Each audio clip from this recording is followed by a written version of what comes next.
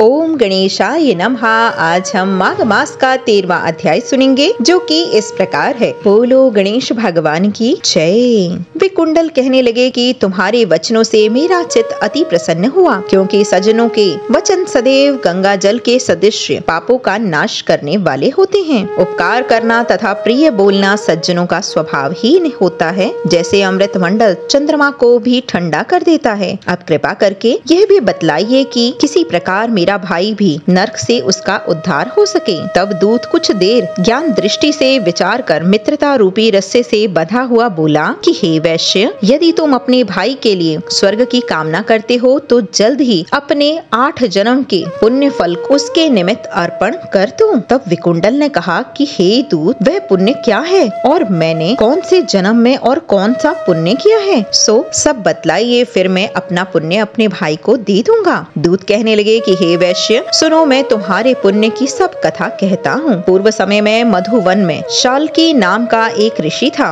वह बड़ा तपस्वी, ब्रह्म के समान तेज वाला, नवग्रह की तरह उसकी पत्नी रेवती के 9 पुत्र थे, जिसका नाम ध्रुव, शशि, बुध, तार, ज्योतिर्मान थे। इन 5 ने गृहस्थाश्रम धारण किया और निर्मोह, जितमाय, ध्याननिष्ठ और गुणातंग, यह चारों संन्यास ग्रहण कर वन में चले गए। यह शिखा सूत्र से रहित पत्थर और सोने को समान समझते थे। जो कोई अच्छा या बुरा उनको अन्न देता वही खा लेते, और कोई कैसा ही कपड़ा दे देता था उसको ही पहन लेते थे। सदैव ब्रह्मा के ही ध्यान में लगे रहते थे, और इन चारों ने व्रत, शीश, निद्रा और आहार सबको जीत लिया था। बस चर और अचर को विष्णु रूप समझते हुए मौन धारण करके संसार में विचरते थे। ये चारों महात्मा तुम्हारे घर आए, तब तुमने मध्यांत के समय भूखे प्यासे इनको आंगन में देखा, तो तुमने गदगद कंठ से आंखों में अश्रु भरकर इनको नमस्कार कर बड़ा आदर सत्कार किया। इनके चरणों को धोकर बड़े प्रेम से तुम इनसे कहने लगे कि आज मेरे अहोभाग्य हैं, आज मेरा जन्म सफल हुआ है।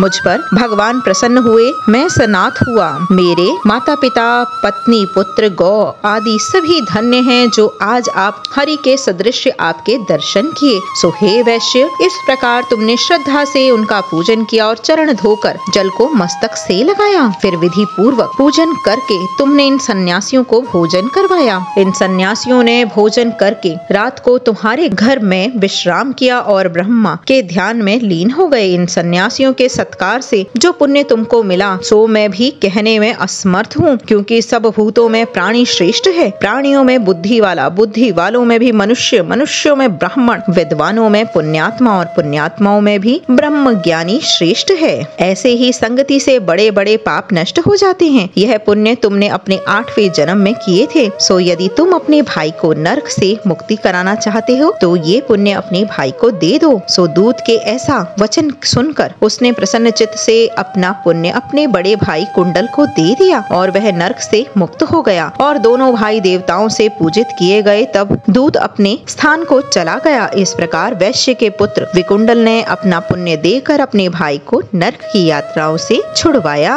सो हे राजन, जो कोई भी इस इतिहास को पढ़ता या सुनता है, वह 1000 गोदान के फल को प्राप्त करता है। बोलो लक्ष्मी नारायण भगवान की जय।